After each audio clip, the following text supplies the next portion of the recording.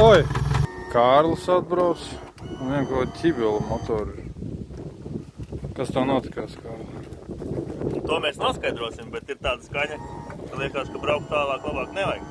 Es kādi 11 km rīkalot izbrauc krastā. Gribi viņu atdzīvināt kā jaunu?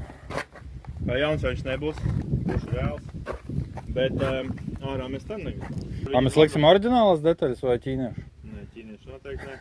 Centīsimies oriģināli. Kā varat sekot līdzi, kā Kārļa motors atzims, piesakojiet, un tad varbūt jums noderēs pašiem būs jātais kāds motors. Kam ausis virsū, lai varētu motoru darbināt krastā. Kārlim vajadzētu šķilt klāt motoru. Kārlis kasa pieri. Kas Valter! Mēs paņēmām atslēgas toreiz uz mājām, lai nepazuda. Mājās galda stāv. Labi, es eju pēc jaunas pultas un tad piekurbulēsim. Mēs ar Selvas pultu varēsim Yamaha iedarbināt. Es jau dzirdēju, kad Yamaha vispār cēlus no Selvā. Oi, kāpēc Selvas kastītē viņi atkal Yamahas lietotā instrukciju ielikuši? Nē, re, kur ir Selvas uzlīmēt.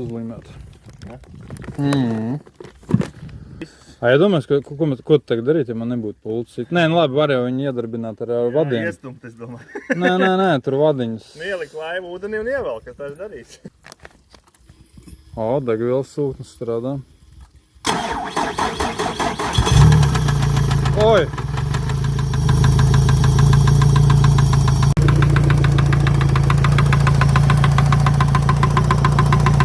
Tā nav jābūt.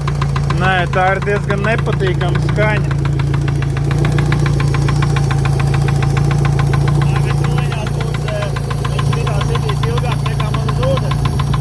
Nē, slēdz ārā. Es domāju, kad ir aprauta.